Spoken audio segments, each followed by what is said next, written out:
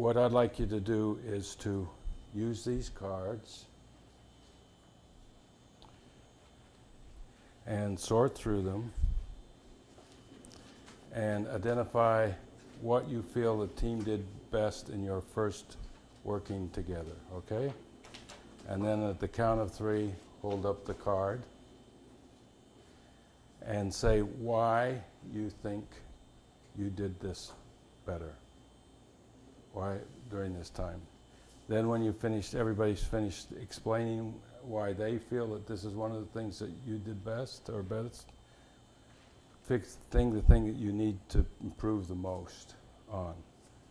So if it were value differences, for instance, then you go 1, 2, 3, and everybody holds that up, and then you talk about this.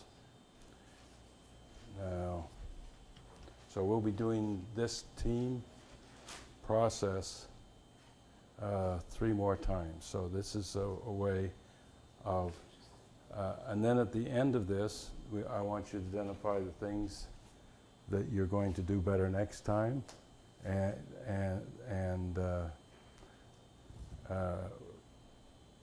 to essentially summarize what you've done, things that you need to do better, and things that you've done well. So, okay, you've got that?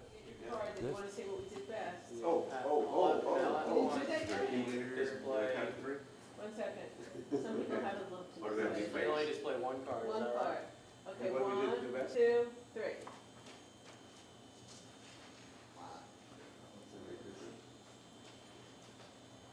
Okay, what you got? Commit to a common purpose.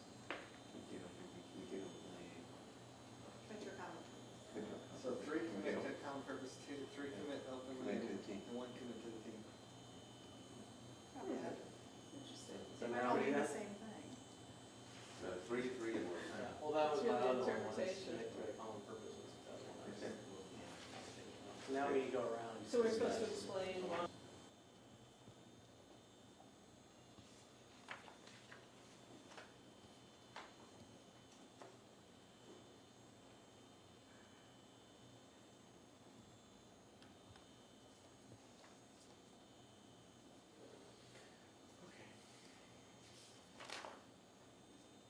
You ready? Okay, I'm ready.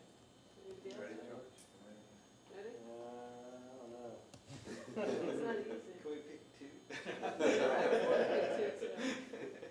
Pick 2, and then we pick 1, and we can talk about the second one. Probably the only one. No, I have the same one. Oh, no. Establish what we're saying. Let's just commit to the 2 team. follow-throughs, 2 Outcomes, establish. What do you have? Value That's good. differences. Oh, that's good. Yeah. I was gonna do that one. Like, Follow make there. it team. Yeah, that's one thing. I was thinking that one too. Oh, I'm sorry. How did you feel like your team meeting went? Everybody pretty open? Are you reading this? Yeah. Were there any explicit contracts? What was the explicit contract that you had, if you were to identify them? By that I mean, everybody's going to cooperate, or what were some of those? Yeah, that was it. Everybody's going to cooperate. Well, no, I'm saying, but my experience was is that it felt good. It was a good feeling about Uh-huh. it. But in terms of what actually happened, I don't know, because we didn't necessarily get, It wasn't a planning meeting. yeah, it was we a didn't debriefing. plan. So, but we had an opportunity to share, and I'm learning a little bit more about Mhm. my team. We saw where we were weak. Right. Yeah. We saw what we sort of had like this, even though we all defined it in a different way, we sort of saw I where. think what I would have liked to know is what is it does each team member want to work on, Uh-huh.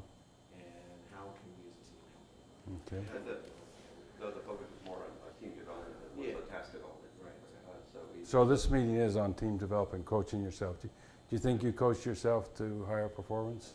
In Any? a lot of ways we did. We came up with it. We didn't really directly put it down on paper. We probably could have done that. But one of the things is we went back to our strength. Remember saying about open communication is important to resolve some of the weaknesses.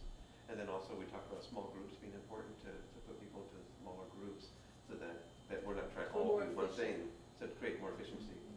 And we So saw that we, there's that. and we understood that there was a difference between our process together and our task in getting things done, and instead of getting mishmashed together in the two, trying to separate that out a little bit. Were there any implicit contracts that you made, like not saying anything bad about anybody or anything like that, do you think? I think those were necessary. We can still do that. You still can, you can still establish that contract? Is that what you mean? Or you can, We can still say bad things, so hold it out. In the warehouse, yeah, so in the warehouse, you're going to trash talk, okay, so I just wanted to see, so you were able to coach yourself to a better team You were performance? asking us about explicit and implicit agreements, were we supposed to do that?